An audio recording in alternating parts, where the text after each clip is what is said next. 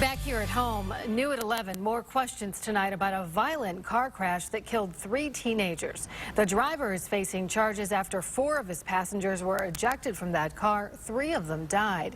It happened overnight on Cleveland's east side. Derek Waller is at the accident scene on Kirby Avenue. And Derek, that car must have been going pretty fast. Tracy, it must have been going very fast because it slammed into this tree. 4 of those passengers were ejected from the car, and 3, all teenagers, died. And I'm actually joined right now by 2 cousins of one of the victims, a 17-year-old Alexandria Weingarner. And you were very close with her. How are you feeling? I'm feeling sad, hurt, but my family gonna get through it. It was one of my closest cousins. We grew up together, and I'm just gonna miss her. And thank you for speaking with us. And I know this is a difficult time for everybody in your family, and I appreciate that. Now, tonight we also talked to some horrified neighbors who witnessed that crash. I mean, it's just horrific, and it's just extremely sad. Danita Battle was sound asleep just after midnight when 3 teens died right outside. She happened to wake up around 3 a.m. to a gruesome scene. There was a 14-year-old. He died here in my yard. There was a 17-year-old, from what my neighbors told me. She died in my front yard. And the other woman was ejected over there, and she died over there. There's glass and debris still scattered everywhere. Police said 20-year-old Kareem Walton was driving way too fast in this 25-mile-an-hour zone.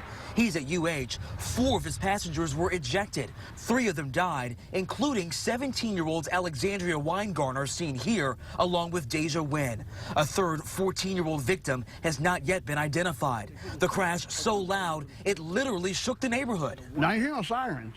I heard the screech, and I felt the house rumble. We were up watching TV, like, well, what's that? Richard Smith says he immediately walked outside and noticed a police cruiser already on scene. It looked like the police might have been chasing them initially, so I said, well, maybe they were trying to get away from them. When reached, Cleveland police denied there was any sort of chase last night. But neighbors say one thing is clear. Too many people drive too fast down this residential street. It's all day, all night, 7 days a week. And this time, it was deadly. To see this all the time, and it's always on the news, and seem like, you know, they would act better, but they doesn't.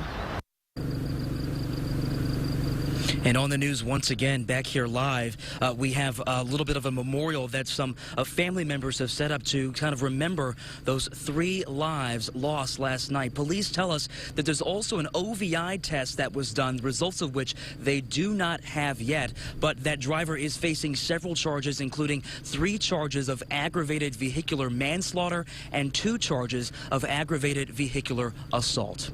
Live in Cleveland, Derek Waller, News Channel 5.